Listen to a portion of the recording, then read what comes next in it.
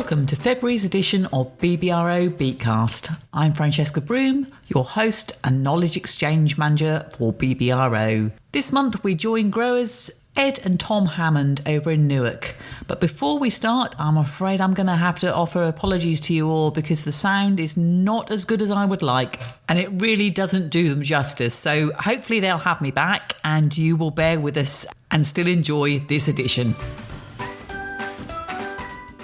So it's a cold, wet, murky day outside and I'm very pleased to be in here in a lovely warm farm office with Ed and Tom Hammond. We're looking at the farm here in Newark. Well, welcome. We're farming about 1,000 hectares in Nottinghamshire and we've probably got around about 250 hectares over in just north Lincolnshire in Gainsborough.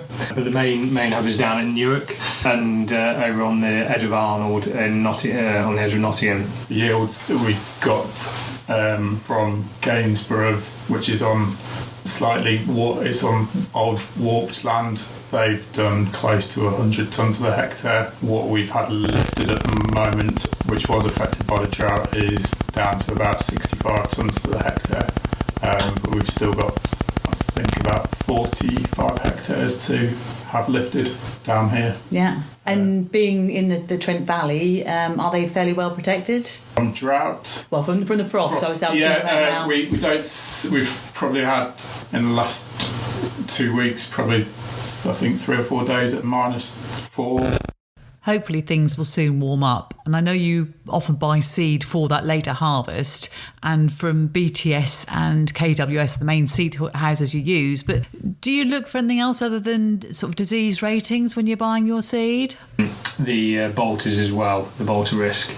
With late harvest and early drilling campaign, how do you manage the on-farm hygiene and stopping the green bridging effect? We try and get lifted towards the end of March and we do put a lot of cover crops in, generally in between as well, around the whole farm, which I think with the mixed species and things like that, we are bringing more diversity to the farm rather than having a lot of fields traditionally where there was nothing grown on it whatsoever to allow for just the wildlife and beneficiaries and things like that to maybe have a bit more of a cycle. And I understand it's been, the last 5 years that you've introduced cover crops to the farm? Yeah, we grow probably about, in the rotation on heavy land and light land, probably around about 350 hectares a year. And Tom, what was the ethos of going down the cover crop route? Going down the cover cropping route has been helped by a grant from Severn Trent, which paid for a 5-way flowering mix. One of our farms has got a borehole in, which has fallen into the water catchment area, and change in drill has allowed us to go more direct drilling and has allowed a better spring cropping in the rotation.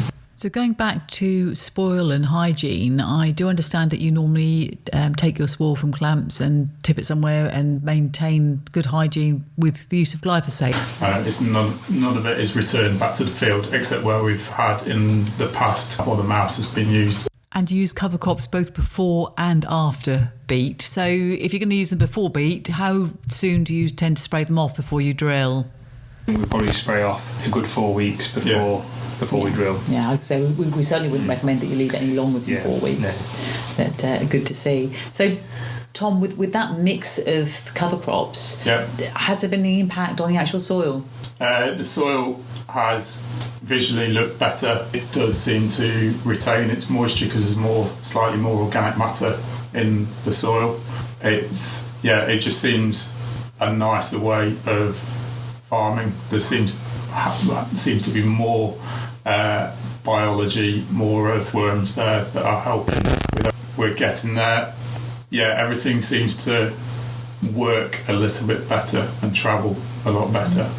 I think we're building our baseline up every time we come back around to something like potatoes. Our baseline is up a little bit higher. So Tom says we're going to have to cultivate at some point or do remedial cultivation, or whether or not it's for the crop, but we are staying at a different. We're improving our level where we're starting from every year. So. As the farm is becoming more environmentally aware, I know you do min-till, do you reduce on the fungicides and aphicide use too? Not had the seed dressing for the sugar beet, cruiser dressing for the last, well, since it got banned and when we started to go down this route, and we're focusing more on nutrition early doors, little and often, and focusing on the micronutrients.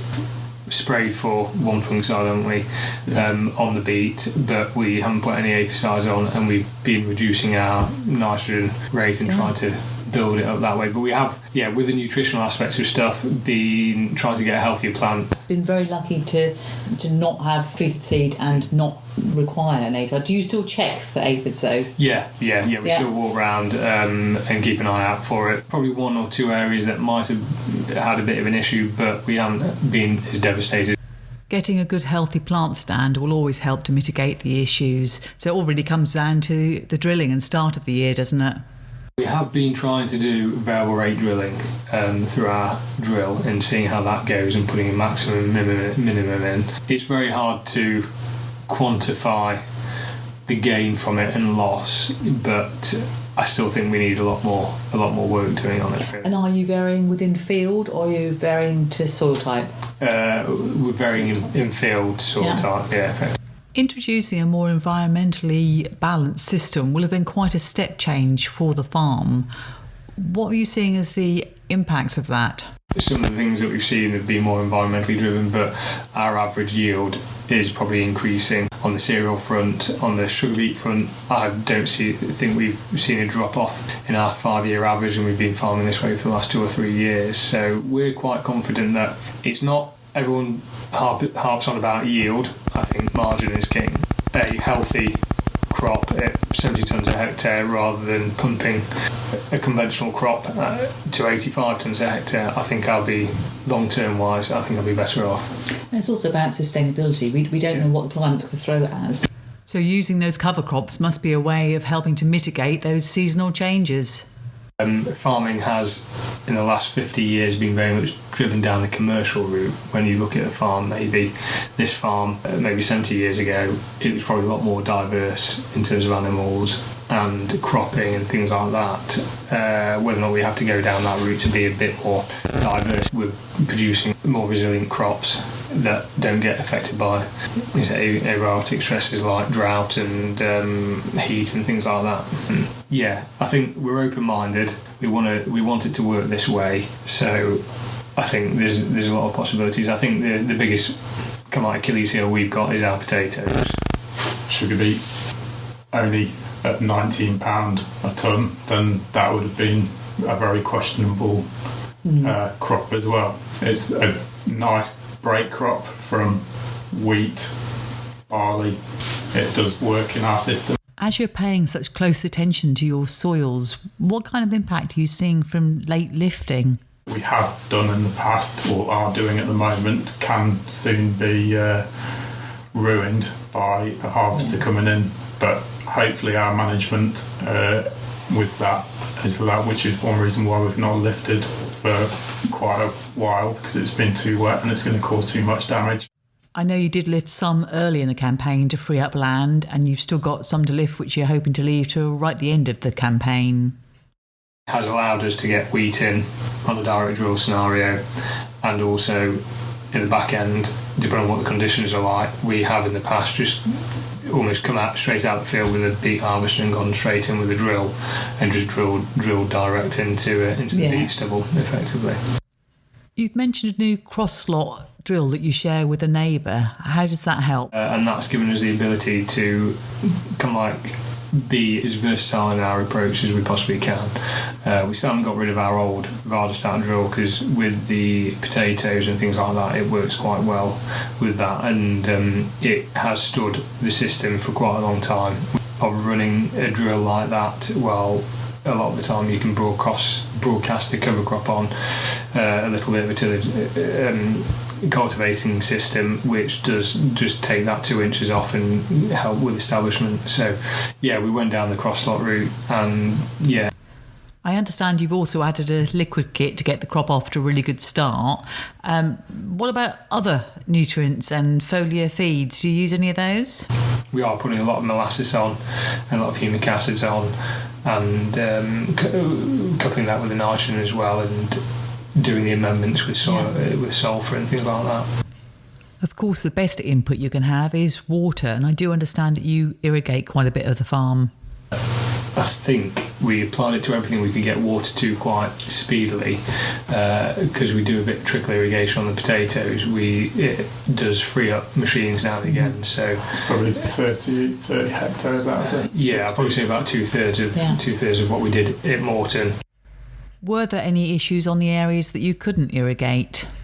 That we had a bit of internal rots on the beet that didn't get irrigated. How many hectares are you hoping to grow, and what varieties are you going for 2023? Well, yeah, we are sticking with the same BTS varieties, pushing forward. We are trying the 2 boxes of Marushka, just to see how that works and where we get to with that, because even though the variety isn't great at yielding, I do think long-term wise these things are going to grow, and I think learning the system before we put the whole farm down into a system like that, we'll get to understand it a lot better. Treat with the actual virus yellows, but it does actually go with beet mild and possibly a little bit of beet crosis, so worth a try. Yeah. And it's quite good on, well, it's okay on rust, isn't it? And leaf spot as well.